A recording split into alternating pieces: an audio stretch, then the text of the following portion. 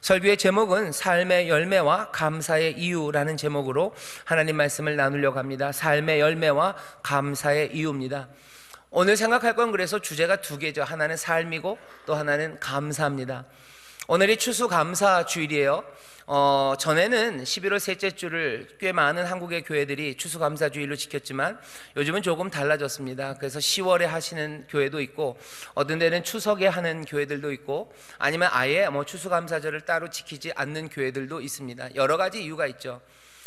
추수감사절은 전통적으로 교회가 지켜오던 전통적이라는 거는 그러니까 처음 초대교회 때부터 그러니까 수천 년 전부터 지켜오던 교회의 절기는 아닙니다.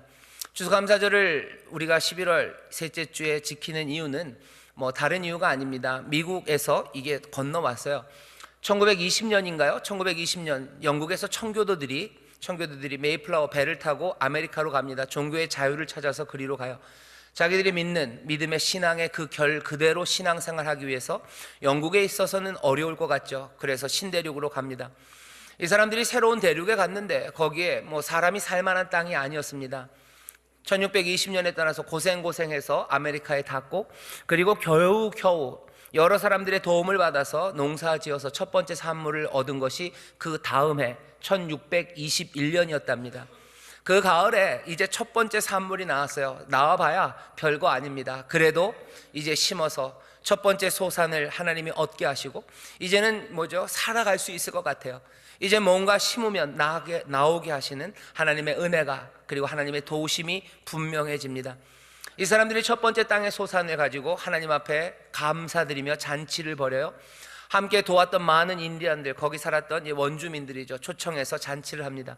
옥수수 가지고 잔치하고 그리고 돌아다니는 칠면조들 잡아다가 잔치를 해요. 그래서 여전히 지금도 미국에서는 추수감사절 때가 되면 터키죠. 그 칠면조를 잡아 먹습니다. 잡아 먹는 게 아니라 요리를 해서 먹습니다. 칠면조가 굉장히 커요. 닭보단 큽니다. 요즘엔 닭이 점점 작아졌어요. 옛날엔 삼계탕 한 그릇 먹으면 배불렀는데 요새는 삼계탕 하나 먹어도 배가 안 불러요. 저는 왜 그런가 그랬더니 옛날엔 삼계탕 닭이 컸는데 요즘은 닭이 굉장히 작아졌죠. 사람들이 적게 먹었어도 작아졌고요.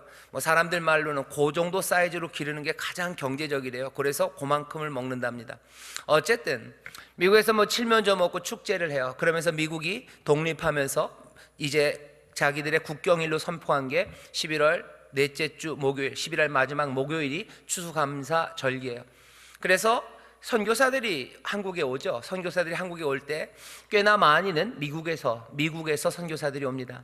미국에서 선교사들이 와서 교회를 개척하고 사람들의 신앙생활을 지도하다 보니 자기들이 11월 그때 추수감사절을 했던 것 그 의미를 그대로 살리면서 추수감사 절기가 한국 교회에 자리를 잡기 시작했어요. 우리 교회도 그래서 그 전통을 그대로 그냥 따라오다 보니 11월 셋째 주 오늘이 추수를 감사하는 추수감사 주일이 된 겁니다. 다른 교회들은 10월 달에 하는 교회도 있고요, 추석 때 하는 교회도 있어요. 우리는 그런데 그렇게 합니다. 추수감사절이 되면 난리가 난대요. 미국은 블랙 프라이데이라고 여러분들 들어보셨을 겁니다. 세일이에요. 갑자기 사람들이 선물 샀다가 다 반품하면서, 아니면 또 추수감사절 때가 되면 온 가족이 함께 모이기 때문에 그냥 정신없이 온 주말이, 목요일로부터 시작된 추수감사절 그 주말, 목요일은 가족과 함께, 그리고 금요일서부터는 그냥 백화점으로 몰로 쇼핑을 하러 난리가 나요. 우리나라도 어떻게 그걸 좀 보고 배우고 싶었어요. 그래서 코리아 페스트라고 그래서 뭔가를 세일하는 걸 만들었죠. 근데 잘 안 돼요. 얼마 전에 지난주인가요? 중국이 또 그걸 합니다. 광군제라고 해서 알리바바인가요? 거기서 또 했는데 32조를 팔았대요. 한 방에. 그런 얘기를 들으면서 사람들이 추수감사 남은 건 뭡니까? 쇼핑이 남았어요. 쇼핑하고 사람들이 좋은 물건 빨리 사고 많이 사고 그 이야기들로 이제 추수감사를 기억합니다. 하지만 우리는 그렇게 기억하지 않습니다. 추수감사주의를 기억하면서 미국이 청교도들이 지켰던 이날, 우리는 뭔가 쇼핑하는 날도 아니고요. 그리고 이날은 그 사람들이 했던 것처럼 신앙의 자유, 하나님을 제대로 섬기는 삶들, 그리고 삶의 척박한 땅에서 서로를 돕고 살았던 눈물겨운 시간들, 그리고 그 시간들을 하나님께서 지키셔서 이제 살아가게 하시는 그 은혜, 그 의미가 추수감사절의 의미입니다. 오늘은 그냥 즐거운 날만도 아니고 그냥 하나님이 나에게 주신 것에 대한 감사만도 아니에요. 그 청교도들이 지켰던 것처럼요, 거기 있는 옥수수와 거기 있는 칠면조가 즐거웠던 게 아니에요. 우리가 떠나갔던 모든 여정들, 신앙을 지키렸던 시도들, 그리고 이 척박한 땅에서 눈물로 서로 도우며 그 어려움을 겪어왔던 시간들, 그리고 이제 그 시간 끝에 하나님께서 우리에게 주시는 은혜들, 돌아보니 영국에서 박해받을 때나 아니면 대서양을 건너던 그 시간들이나 아니면 이 아메리카 대륙에 와서 인디안들과 함께 힘들게 또 동료들과 함께 눈물 흘렸던 시간들이나 이제는 땅에서 열매를 얻었던 이 날이나 하나님의 은혜가 우리와 함께 했음을 이 사람들은 추수감사 그 주일에 하나님 앞에 감사하며 노래했습니다. 오늘 우리도 마찬가지입니다. 추수감사주일, 모든 주일이 그렇지만 오늘은 우리의 삶의 깊은 여정들을 다 살펴보아야 되는 시간입니다. 추수감사절이 꼭 미국에서만 온 건 아니에요. 성경적인 근거도 있습니다. 구약에 보면 유대인들이 지키는 절기가 있는데요, 유월절, 그리고 맥추절, 그리고 초막절 이런 게 있어요. 맥추절 그러면 보리나 밀이 처음 걷어지는 그때입니다. 아마 7월 달쯤일 거예요. 보리가 익는 때죠. 여름, 그래서 보리가 익을 때 맥추절이 있어요. 초막절은 9월이나 10월쯤, 이 달력이 다르기 때문에 9월이나 10월쯤 됩니다. 초막절은 모든 추수가 다 끝나서요, 수장절이라고도 그래요, 다 거둬들여서 이제 저장하는 때, 그때가 초막절입니다. 추수를 감사하는 시간이기도 해요. 하지만 동시에 이 초막절은 그냥 먹을 거 하나님이 많이 주셨다고 기뻐하는 축제만은 아닙니다. 이 사람들이 초막절을 지킬 때는 모든 이스라엘의 가족들이 다 광야로 나가서 천막을 지어요. 초막을 짓습니다. 그리고 거기서 살아요. 왜입니까? 광야에서 그들이 살았던, 자기의 조상들이 살았던 그 광야 생활, 그것들을 기억하는 겁니다. 우리가 지금 이렇게 많은 추수, 올리브, 무슨 감람, 그리고 포도, 무화과, 밀, 보리, 모든 곡식들, 이것들을 누리며 삽니다. 하나님이 나에게 주신 것 많습니다. 이것으로 그냥 즐거워합니까? 그냥 즐거워하는 건 아니에요. 초막을 짓고 즐거워해요. 과거를 돌아봅니다. 종되었던 시간을 기억해요. 종되었던 때 하나님이 은혜로 우리를 살리셨음을 기억해요. 그 광야, 어려웠던 시간들과 눈물 나는 시간들, 그 시험과 역경의 시간을 건너왔던 그 시간들을 기억합니다. 그러면서 하나님 앞에 감사해요. 초막절은 그런 날입니다. 추수감사절 오늘 마찬가지예요. 추수감사주일 오늘도 마찬가지입니다. 하나님이 우리에게 풍성한 걸 주셨어요. 어제 우리 교역자들이 이거 싸우면서 그러더라고요. 목사님, 그래도 지난 해보다들 많이들 가져오셨어요. 그 얘기 듣고 가슴이 좀 찡했습니다.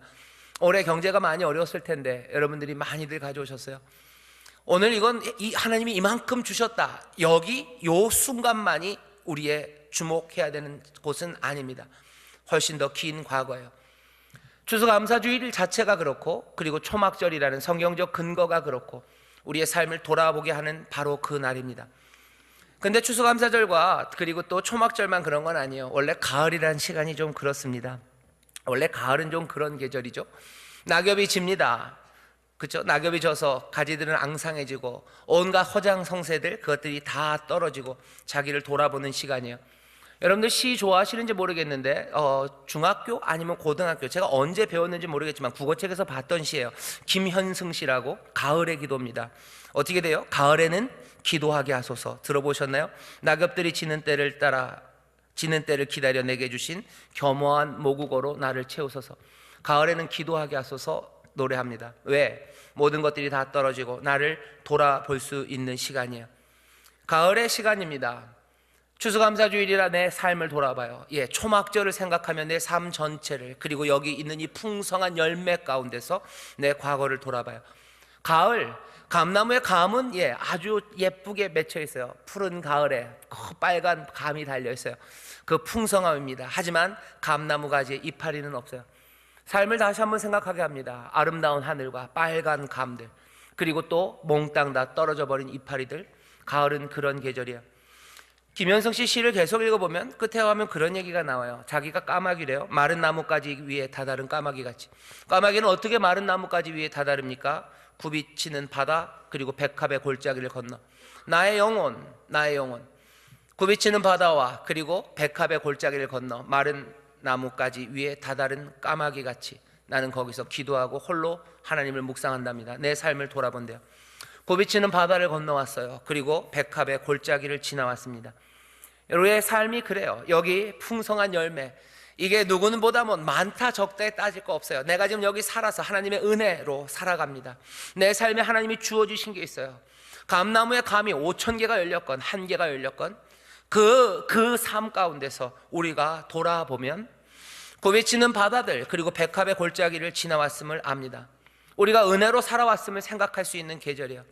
눈물겨운 날들 있었습니다. 눈물겨운 날들마다 위로가 있었음을, 내 마음이 무거워서 정말로 어쩔 수 없을 때마다 우리의 마음을 가볍게 하시고 자유케 하셨던 그 은혜가 있었음을, 천지 사방에 나 혼자 있었던 같은 그 외로운 시간들, 그 날들에도 나를 품어주시고 또 나를 품어주었던 많은 사람들을 보내주셨던 그 은혜를 우리가 생각합니다. 가을은 그런 계절이에요. 우리가 감사할 만한 게 많습니다. 건강도 주시고, 누구는 승진하게도 하시고, 취업도 되게 하시고, 진학하게 하시고, 출산을 통하여 아이도 선물로 주게 하시고, 또 하나님의 기적 같은 능력으로 또 집도 사게 하시고, 아니면 생각지도 못한 행운들도 나에게 주셨어요. 내가 가진 것들이 있습니다. 감사할 일이 많으시죠. 하지만 추수감사주일, 초막절, 그리고 가을은 이 모든 것보다 더 깊이 내 삶을 생각하고 돌아와 봐야 되는 시간입니다. 추수감사주일, 오늘 우리의 삶을 돌아봅시다. 그리고 도대체 무슨 일을 해야 되는지 우리가 살펴봅니다. 삶을 돌아봐야 되는 이 시간에 우리가 해야 될 일은 감사입니다. 지금은 감사할 시간입니다. 왜 그렇습니까? 은혜가 우리를 여지껏 인도하시고 여기에 서게 하셨음을 알아요. 하지만 감사를 잊어버리게 하는 것들이 좀 있습니다. 감사하는 마음을 잊게 만드는 거예요. 어떤 게 감사를 못하게 하는지 아십니까? 우리의 삶을 다 돌아볼 때 감사 못하게 하는 게 있어요. 그것은 모든 것들을 당연하게 여기는 마음입니다. 내 눈물 나는 시절들을 위로한 하나님, 그거 당연하게 생각하고, 내가 홀로 외로워 있을 때 나를 품어주셨던 하나님의 은혜 당연하게 생각하고, 그렇게 나를 품어줬던 그 사람들을 당연하게 여깁니다. 모든 것들이 익숙한 사람들, 그리고 모든 것들이, 그리고 항상 거기 있어야 된다고 당연하다고 여기는 사람들, 그 사람들은 고마워할 수가 없습니다. 어떤 것도 당연하지 않아요. 아침에 일어나서 펼쳐져 있는 아침 밥상이 당연하지 않습니다. 개켜있는 양말이 당연하지 않습니다. 혼자 사시는 분들은 아실 거예요. 아침 밥상이 무슨 우렁각시가 와서 아침 밥상을 차려주나요? 누가 내 양말을 잘 빨아서 개켜주나요? 그거 당연한 거 아닙니다. 스위치를 켜면 불이 들어와야 됩니까? 그게 당연합니까? 아니요, 당연하지 않습니다. 당연하게 여기기 시작하면 감사하지 않습니다. 그냥 당연한 거예요. 감사하지 않아요. 삶을 돌아보면서 아무 감사도 없는 사람들, 모든 것들을 다 당연히 여기는 마음이 있기 때문입니다. 또 왜 감사하지 못합니까? 사람들이 계산하기 시작하면 계산하는 마음이 우리로 감사하지 못하게 해요. 물론 계산을 좀 해야 되죠. 따져봐야 되죠. 어수룩하면 이 세상에서 당할 겁니다. 하지만 그렇다고 해서 계산만 한다면 감사는 어려워요. 늘 빚진 자처럼 살아가는 사람들, 은혜의 빚진 자로 사는 사람, 그 마음이 우리로 하여금 감사하게 합니다. 나는 빚진 자라는 생각이에요. 나는 빚진 자, 나는 감사할 것 투성이, 모든 것들은 내게 당연하지 않아요. 또 감사하지 못하게 하는 것은 하나 더 있는데요, 잊어버리는 마음입니다. 잊어버려요.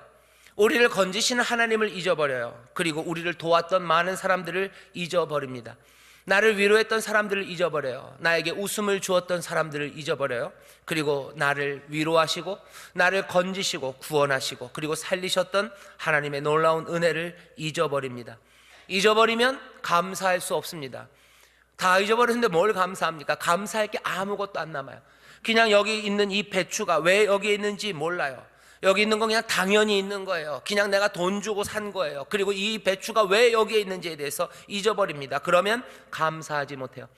성경은 늘 감사를 북돋아요. 그리고 감사할 이유들을 말하게 합니다. 느헤미야서 11장에 보면요, 느헤미야가 이제 성전을 재건하고 그 레위인들, 성전을 섬기는 사람들의 진용을 갖춥니다. 그때 한 사람 이름이 나와요. 그 사람의 이름이 마따냐입니다.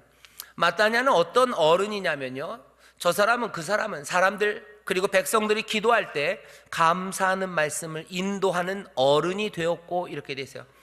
마따냐는 레위인 중에서요 하는 일이 특별합니다. 백성들이 모여서 기도할 때마다 감사하는 말을 인도하는 거예요. 무엇을 감사해야 되는지 계속해서 말해줍니다. 그런 레위인이 그 성전에 있어요. 왜? 잊어버리기 때문입니다. 예배는 그래서 기억하는 자리예요. 여기 모여서요, 감사해야 될 이유가 자꾸 말해줘야 됩니다. 안 그러면 잊어버리기 때문에. 안 그러면 잊어버리고 계산하는 나만 남고, 그리고 점점 더 모든 것들을 당연하게 여기는 굳어지는 마음으로 살아갑니다. 오늘 우리가 삶을 돌아보는 시간이에요. 내 과거부터, 그리고 내 현재, 그리고 미래까지 돌아볼 겁니다. 하지만 이 돌아보는 시간 가운데 내가 망각하기 시작하고 당연히 여기고 잊어버리면 우리에게 감사는 없어요. 여러분들 이제 들어보십시오. 이제 제가 마떼아냐처럼 여러분들에게 감사의 이유들을 말씀드릴 겁니다. 마떼아냐가 백성들에게 전하듯 이제 전해지는 이야기에 귀를 기울이시고, 감사의 이유입니다. 여러 가지 감사의 이유가 많지만 오늘 특별히 마떼아냐, 아니 담임 목사, 오늘 이 본문을 통해서 우리에게 주시는 감사의 이유를 들어보십시오. 오늘 이 감사의 이유는 바울이 데살로니가 교회를 보면서 했던 감사의 내용입니다. 이렇게 시작합니다. 우리도 감사가 있어요. 이런 이유로 감사해야 됩니다. 첫 번째, 3절부터 제가 읽겠습니다. 형제들아, 우리가 너희를 위하여 항상 하나님께 감사할지니, 감사한다죠. 이것이 당연함은 너희 믿음이 더욱 자라고 너희가 다 각기 서로 사랑함이 풍성함이며, 그리고 너희의 참는 모든 핍박과 환난 중에서 너희 인내와 믿음을 인하여 하나님의 여러 교회에서 우리가 친히 자랑함이라. 바울이 보면 여기 감사하는 것이 있습니다. 먼저 뭘 감사합니까? 데살로니가 교회 성도들의 믿음이 더욱 자라는 것을 감사합니다. 오늘 이 시간에 우리의 삶을 돌아보면서요, 우리도 다시 한번 감사해야 될 게 있어요. 내 생명, 내 삶에 대해서 감사해야 됩니다. 그건 어떤 것? 우리가, 그리고 내가 믿음이 더욱더 자라난 것, 그것 감사하는 겁니다. 신앙의 성장으로 감사해요. 내 신앙이 성장하는 것, 내 믿음이 자라나는 것, 그거 감사할 일입니다. 내 손에 주어졌던 것이, 내 손에 주어졌던 떡이 2배로 많아지는 것, 이게 감사할 일이에요. 하지만 오늘 여기 우리가 감사해야 될 다른 이유를 들어보십시오. 내 믿음이 자라납니다. 그것은 감사할 일이에요. 믿음은 자라나야만 합니다. 그리스도의 장성한 분량까지 자라날 거예요. 주를 믿는 믿음이 자라날 거예요. 믿음이 자라는 것 감사할 일인데, 여기 믿음이 자라나는 것과 동시에 또 뭘 얘기합니까? 서로의 사랑이 풍성함을 감사해요. 우리의 베푸는 사랑이 점점 더 많아져요. 이 둘은 연결되어 있습니다. 믿음이 자라면 어떻게 돼요? 사랑은 풍성해집니다. 믿음이 자라면 사랑이 풍성해져요. 믿음이 자라면 사랑이 풍성해져요. 왜 그런지 아십니까? 믿음이라는 건 아무거나 믿는 믿음이 아닙니다. 믿음은 예수 그리스도를 믿는 거예요. 믿음이 자라난다는 건 그리스도의 장성한 분량까지 자라나는 겁니다.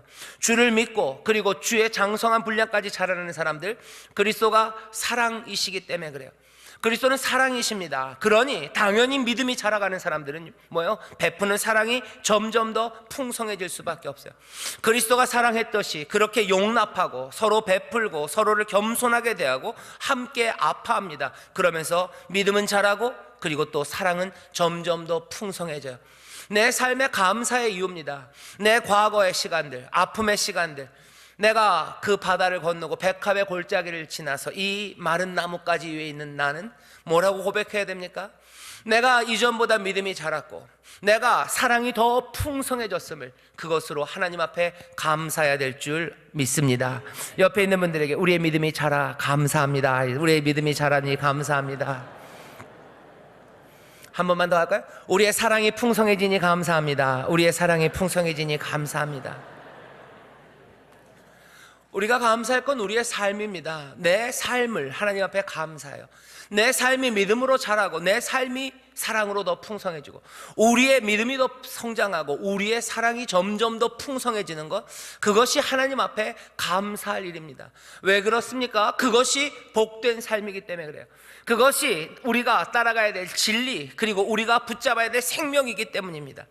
우리의 믿음 안에서 점점 더 자라는 일과 서로의 사랑이 점점 더 풍성해지는 것, 이것 즐겁고 행복하고 감사한 일인데, 오늘 바울을 보면요, 하나 더 감사해요. 뭘? 이 믿음이 자라고 사랑이 더 풍성해지는 이 일이 핍박과 환난 가운데에서도 일이 했기에 감사합니다. 어려움을 겪어왔으나 내 믿음은 자랐어요. 환난과 핍박 중에도 우리의 사랑은 점점 더 커졌어요. 그러니 감사합니다.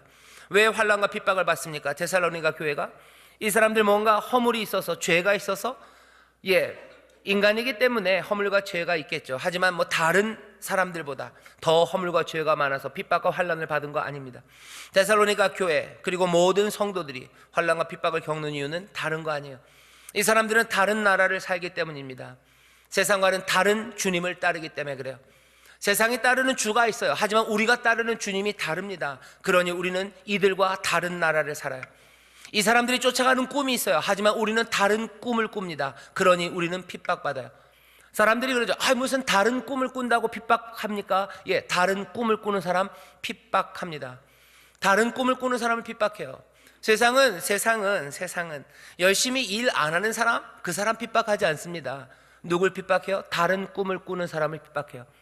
다른 주님을 따르는 사람을 핍박하지. 못난 사람 핍박하지 않습니다. 그냥 못난 사람들은 못난 대로 알아서 쪽쪽 빨아먹을 거예요. 그 사람들 이용해 먹을 겁니다. 하지만 세상은 다른 꿈을 꾸는 사람과 그리고 다른 주를 따르는 사람, 그 사람들 핍박해요. 예수님께서 이 땅에서 왜 고난당하시고 왜 십자가에 달리십니까? 예수님이 뭘 잘못하셨어요? 병 고치는 게 잘못한 건가요? 아니요. 병 고쳤다고 잡아서 십자가에 단 거 아닙니다. 예수님이 누구 걸 훔쳤습니까? 아니요. 훔치지 않았습니다. 왜 예수님을 십자가에 사람들은 내어줍니까? 다른 꿈을 꾸었기 때문에 그래요. 하나님 나라를 이야기하고 하나님이 다스린다고 얘기하고 하나님의 의를 이야기하고 여기 이 백성이 하나님의 의 안에서 복되게 살아간다고 다른 꿈을 꾸고 다른 꿈을 끝까지 말했기 때문에 핍박당한 겁니다. 데살로니가 교회 그래요. 우리도 마찬가지입니다. 그리스도의 사람들이 이 땅에서 환난과 핍박 당할 수밖에 없어요. 왜? 이 사람들은 그리스도의 사람들, 주를 따르는 사람들, 끝까지 세상과는 다른 꿈을 꾸기 때문에 그렇습니다. 다른 꿈을 꿔요. 모든 것들이 하나님 안에서 합력하여 선을 이룬다는 꿈을 꿔요. 그 꿈이 뭐가 잘못됐냐 싶죠? 그 꿈을 계속 꿔보십시오. 세상은 감당 못하고 핍박합니다. 계속해서 선한 일들이 이루어진다고 말해보십시오. 용서가 세상을 바꾼다고 얘기해보세요. 그럼 핍박받습니다. 여기 데살로니가 교회를 향해서 말해요. 감사한데요. 뭘로? 믿음이 자라고 사랑은 점점 더 풍성해지는데, 그리스도를 점점 더 아름답게 닮아가는데, 이들이 핍박과 환난 가운데서도 믿음은 자라고 사랑은 점점 더 풍성해지는 아름다운 믿음의 공동체, 그리고 그렇게 멋진 그리스도의 사람들이 되어가는 것, 그것으로 감사합니다. 오늘 본문이 우리에게 주는 이야기는 아주 단순해요. 우리의 삶이 점점 더 아름다워지는 것으로 감사해라요. 우리의 삶이 믿음이 성장하고 사랑이 풍성해지고 그 모든 것들이 환난과 핍박 가운데 그것이 이루어진다는 것, 이 삶은 어딘가 누구를 닮은 겁니까? 그리스도를 닮아가는 삶이에요. 우리의 삶이 그리스도를 닮아가는 것, 우리의 삶과 생명이 그리스도의 생명으로 가득 차가는 것, 그것으로 감사한대요. 내가 테레비를 하나 더 가진 거, 아니면 내가 예전보다 조금 더 한 단계 높은 중형차에서 내가 대형차 가진 것으로가 아니라 내 삶이 내 생명이 아름다워지는 거예요. 내 삶이 진리를 닮아가는 거예요. 내 삶이 그리스도 닮아가고 그리스도의 향기가 나오기 시작하는 것, 그것으로 감사하기 시작합니다. 여러분들, 이 일들은 핍박과 환난, 인내의 시간, 그것들을 견뎌내야 환난과 핍박 가운데도 믿음이 자라고 사랑이 더 풍성해져야 아름다워집니다. 우리 구역장 모임 때도 제가 얘기를 좀 했는데, 추운 겨울에요, 나무가 자랍니다. 그리고 추운 겨울에 나무가 자라기 때문에 그 나무가 아름다운 나이테를 만드는 거예요. 그냥 민자나무 뭐도 없어요. 아름다운 나무는 나이테가 켜는 방향에 따라서 무늬가 나오겠죠. 나이테가 말하는 건 하나입니다. 추운 겨울, 혹독한 시절, 나무는 멈춰 있지 않았다는 거예요. 나무가 멈춰 있으면 그냥 멈춰 있다가 그 다음 여름, 봄 오면 또 자랄 겁니다. 그럼 나이테는 없을 거예요. 하지만 겨울에 조금이라도 자랐어요. 이를 악물고 자라니 그 나무에 나이테가 생겨요. 그리고 그 나무는 아름다워집니다. 누구는 그래요. 눈이 오고 날씨가 추워져야 향기들이 배기 시작해요. 마늘이 매워지기 시작하고 탱자의 향기가 배는 건 서리가 내린 그 다음이랍니다. 인생이 아름다워지는 것, 그리스도를 닮는 것은 인내로 견뎌내는 깊어진, 그래서 믿음과 사랑이 풍성하고 자라는 일이 환난과 핍박 가운데 점점 더 향기로워질 때 우리는 그것으로 감사합니다. 오늘 추수감사주일, 우리의 삶을 돌아보는 시간이라 그랬어요. 내 과거를 돌아보면 인내와 그리고 눈물이 필요했던 시간일 수 있습니다.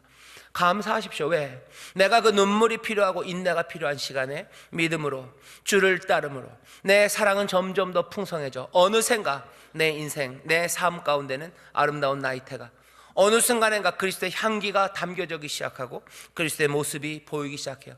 이전과 다른 삶으로 여기 서 있습니다. 이 삶은 뭐예요? 하나님의 선물입니다.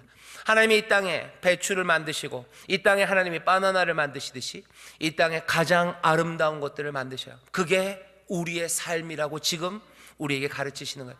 하나님 만드신 가장 아름다운 것, 인내의 시간들과 눈물의 시간들을 거쳐 믿음으로, 그리고 점점 더 풍성해지는 사랑으로 그리스도를 닮은 삶, 이 삶은 하나님이 받으실 만한 거고 우리가 또 기쁨으로 영접할 삶입니다. 이것이 어디 멀리 있지 않습니다. 여기 우리가 살아가는 이곳이, 바울은 데살로니가 교회 너희가, 그러니 나는 자랑한대요. 그러니 나는 감사한대요. 너희의 믿음이 성장하고 사랑은 점점 더 풍성해지고 너희가 이 모든 것들을 환난과 어려움 가운데 인내와 믿음으로 이루어서 그렇게 자랑할 만큼 살아가는 그 삶이 나는 하나님 앞에 감사한다고 그렇게 고백합니다. 오늘 추수감사주일 우리가 하는 고백이요, 내 삶이 감사해요. 우리의 삶이 감사해요. 우리의 삶이 아름다워지는 것으로, 그리스도 닮아가는 것으로 감사하는 우리가 되기를 주의 이름으로 축원합니다. 믿음은 자라고 사랑은 더 풍성해질 거예요. 환난과 핍박 가운데 그럴 겁니다. 여기서 끝이 아니에요. 우리의 과거 현재만이 아닙니다. 오늘 본문은 우리를 미래로 나가게 해요. 더 깊은 감사로 이끌어갑니다. 미래는 무슨 일이 있습니까? 오늘 본문을 보면요, 미래는 의로운 하나님의 심판이 있대요. 하나님의 의가 나타날 거예요. 하나님은 공이시니 의로운 심판이 있습니다. 너에게 환난을 주었던 사람들, 그 사람들 환난으로 갚으실 거고, 환난을 받는 너희에게는 하나님이 안식으로 갚으실 거래요. 우리의 미래를 여러분들 바라보십시오. 감사할 일이에요. 왜? 공의의 하나님이 의로 심판하실 겁니다. 그러니 감사해요. 하나님의 그래서 형벌이 있을 거예요. 하지만 형벌만 있는 건 아닙니다. 거기 영광이 있습니다. 영광은 누구에게?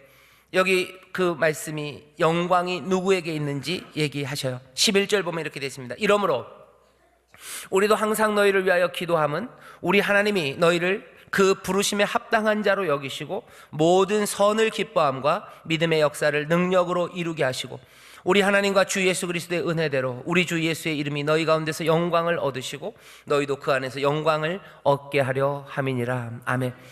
예수 그리스도의 이름이 영광 받으실 거예요. 그리고 우리도 그 안에서 영광을 받을 겁니다. 우리의 삶을 과거에서 현재까지 고난과 역경 가운데도 믿음은 자라고 사랑은 더 풍성해져서 여기 아름다운 그리스도의 생명으로 있어요. 여기서 끝이 아닙니다. 의로운 분이 심판하실 거예요. 환난과 핍박, 그리고 환난을 주고 핍박을 주는 사람들, 그 사람들 때문에 괴로워하지 마세요. 하나님의 의가 그것들 해결하실 겁니다. 환난과 핍박을 받는 너희에게는 어떻게 해요? 하나님께서 안식을 주실 거고 하나님께서 안식뿐만 아니라 영광으로 인도하실 거예요. 하나님이 인도하실 영광을 바라보며 하나님의 의로운 심판을 바라보며 뭐예요? 우리는 지금 여기서 감사할 수 있습니다. 이루신 일들과 그리고 이루어내실 일들, 그것들을 보며 우리는 감사해요. 이 감사가 온전히 우리의 감사가 되기 위해서 다른 것 없습니다. 이 말씀 잘 기억하셔야 돼요. 환난과 핍박 가운데도 믿음은 성장하고 예수 그리스도를 믿음으로 점점 더 사랑은 풍성해지는 삶, 그래서 점점 아름다워지는 삶. 이제 이 부르심에 합당하게 모든 선한 일을 기뻐하며 그리고 믿음의 역사를 이루어 그리스도의 이름 영광스럽게 하고 그 그리스도의 이름 안에서 영광을 얻게 될 우리의 삶을 바라보며 기뻐하는 겁니다. 오늘 그래서 이 감사는 우리로 하여금 결단이 되게 합니다. 감사는 결단이 되는 거예요. 아, 감사는 이렇게 하는 거구나. 그러니 우리는 결단해요. 이제껏 온 일은 감사합니다. 그리고 어떻게 해요? 영광을 바라보며 결단해요. 그날에 우리가 감사하길 바랍니다. 그날의 형벌이 아니라 안식을 누리고 그날에 우리가 그 영광에 있기를 원합니다. 그 감사가 우리의 것이 되기 위해서 오늘 이 시간 결단해야 합니다. 여기 부르심이라는 이야기를 해요. 그리고 선을 기뻐하고 믿음의 역사를 능력으로 이루어가는 것을 말합니다. 선한 것 기뻐하기를, 그리고 믿음으로 걸어가기를 주의 이름으로 축원합니다. 하나님이 의롭게 심판하실 거예요. 영광이 거기에 있습니다. 믿음으로 걸어가십시오. 그리고 모든 선한 것들을 기뻐하며 걸어가세요. 끊임없이 그 일을 하는 겁니다. 어떻게 하냐고요? 이제껏 걸어왔던 길들을 다시 보시면 돼요. 믿음의 성장, 그리고 사랑에 더 풍성해졌던 그 일들, 어려움과 역경 가운데도 그리스도를 따라갔던 여지껏의 일들을 여러분들 다시 한번 결단하고, 이제는 뭐요? 영광을 바라보면서 그날에 내가 주 앞에 감사하고 은혜에 감사할 것들을 기대하면서 오늘 다시 한번 결단하는 겁니다. 내가 행해왔던, 내가 배워왔던 모든 선한 일들을 기쁨으로 영접하시고 믿음으로 내가 그 길을 걸어, 내가 그날에, 그 미래, 그 영광의 날에 나도 그 영광 가운데 감사하는 삶이 되기를 내가 결단합니다. 이렇게 결단하며 살아갔던 사람들이 많아요. 그리고 우리는 그런 사람들의 삶을 보며 배웁니다. 그 중에 한 사람이 마틴 루터 킹이라는 사람이에요. 여러분들 보시면 가끔 가다가 사진 같은 데 나요. 마틴 루터 킹, 흑인 인권 운동 하시던 분인데, 그분이 사진 보면요, 이렇게 콧수염이 나고 이렇게 머리 까맣고 머리가 짧고 그래요. 그래서 외국 사람들 보면은 나이를 짐작하기가 좀 어려우시죠. 그리고 게다가 수염이 나서 나이가 굉장히 많은 사람 같지만, 마틴 루터 킹이 죽을 때 나이가 39입니다. 39에 암살당했어요. 그러니 굉장히 젊어서 활동했던 사람입니다. 마틴 루터 킹이 연도를 까먹었는데, 죽기 얼마 전에 사람들 말로는 마지막으로 했던 설교가 있는데요. 그 설교가 드럼 메이저 인스팅트라는 거예요. 뭐냐면 고적대 대장입니다. 드럼 메이저 그러면은 고적대 이끌어가면 앞에서 북치는 사람이에요. 그 앞에서 북치는 그 대장의 본능, 그런 제목으로 설교를 합니다. 그 설교를 하면서 백인들 좀 나쁘다는 거죠. 백인들은 그렇게 앞에 서서 자기들이 뭘 하고 싶어 하지만 그거 아니라는 거예요. 자기의 죽음을 예견했는지 그 설교의 마지막입니다. 마지막에 보면 마틴 루터 킹 목사님이 그렇게 얘기해요. 내가 죽으면 내 장례식에 긴 조사를 하지 말래요. 애도하는 말 길게 하지 말아라. 내가 노벨상 받은 거 그런 거 말할 필요도 없고, 내가 무슨 수백 개 상 받은 거 그런 거 얘기할 거 없고, 내가 어느 대학 다녔었는지 그런 거 얘기하지 말라고. 나를 그냥 애도하는 사람들 나와서 말하면 그냥 그 말만 했으면 좋겠대요. 마틴 루터 킹은 다른 사람들을 돕기 위해서, 다른 사람들을 섬기기 위해서 자기의 생명을 내어주려고 애썼던 사람이었다라고만 말했으면 좋겠대요. 그냥 누군가를 사랑하려고 애썼던 사람이라고 그렇게 말했으면 좋겠답니다. 나는 그날에 내가 말할 수 있다면 그렇게 말했으면 좋겠대요. 나는 배고픈 사람 먹이려고 했다고 나는 말했으면 좋겠고, 나는 헐벗은 사람 입히려고 했다고, 나는 옥에 갇힌 사람 찾아가려 했다고, 난 그 말만 했으면 좋겠대요. 내가 누군가 지나가는 사람 도와줄 수만 있었다면, 내가 누군가를 도울 수 있는 능력만 있다면, 내가 지쳐있는 사람 누군가에게 내 말 한마디, 내 노래 한 자락으로 그 사람을 격려할 수만 있다면 내 삶은 헛되지 않았을 거라고 말하고 싶대요. 나는 거기 주님과 함께 있기를 원한다고. 오른편이 될지 왼편이 될지 난 그거 잘 모르겠다고. 하지만 나는 거기 의와 진리 그리고 다른 사람을 향한 헌신으로 주와 함께 거기 있기를 바란다고. 그래서 우리가 이 오래된 세상을 새로운 세상으로 만들 수 있도록 나 주님 옆에 있기를 원한다고 마틴 루터 킹 목사님이 죽기 전에 했던, 어쩌면 교회에서 했던 마지막 설교가 그 설교의 내용입니다. 여기 미래 영광에 관한 이야기예요. 앞으로 어떻게 살아갈까? 내 결단입니다. 마틴 루터 킹 목사님은 이 설교하고 두 달이 채 지나지 않아서 암살을 당해요. 미래입니다. 내 미래는 어떻게 될까? 주 앞에 감사해요. 하나님이 나에게 주신 것 많습니다. 우리에게 주신 것 많아요. 고난의 시간을 겪어오며 내 믿음을 자라게 하시고, 이 시간 동안에 주를 더 사랑함으로, 주께 더 가까이 감으로 내 삶의 사랑은 점점 더 풍성해져서 어느샌가 주님 닮아가는 영생을 누리게 하시고 그 영생으로 서게 하신 거, 그거 감사한 거예요. 이전과 내가 다른 삶을 사는 게 감사합니다. 이전과 다른 삶, 그 다른 삶이 어떤 다른 본이 아니라 그리스도 놀라우신 우리 주님의 삶, 그 향기가 내 삶에서 나타나기에 감사합니다.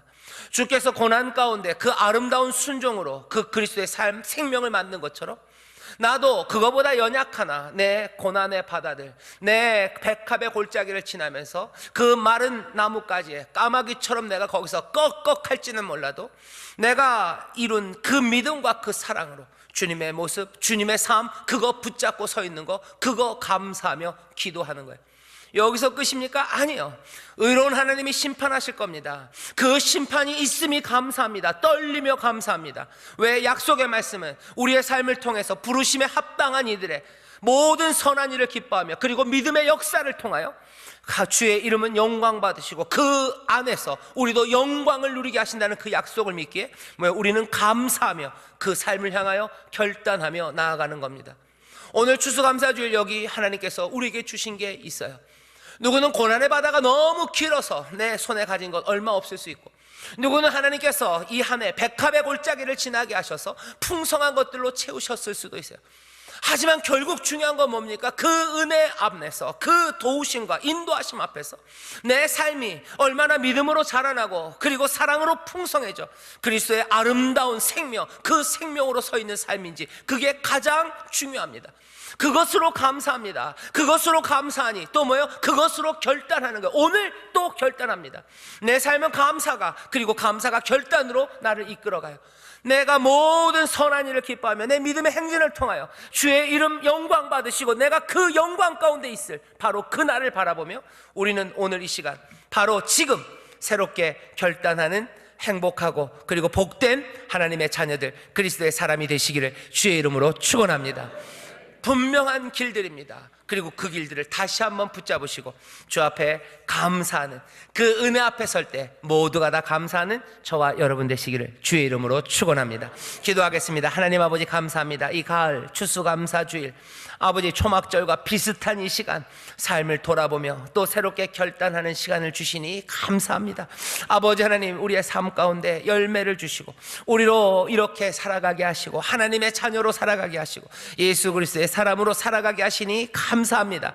아버지는 그리스도 닮은 향기와 아버지 하나님 그 삶의 모습으로 점점 더 충만해져 가오니 늘 그 안에서 감사하게 하시고 아버지 하나님 그 안에서 새롭게 결단하는 믿음의 사람들 되게 하여 주옵소서. 감사드리며 예수님 이름으로 기도하옵나이다. 아멘.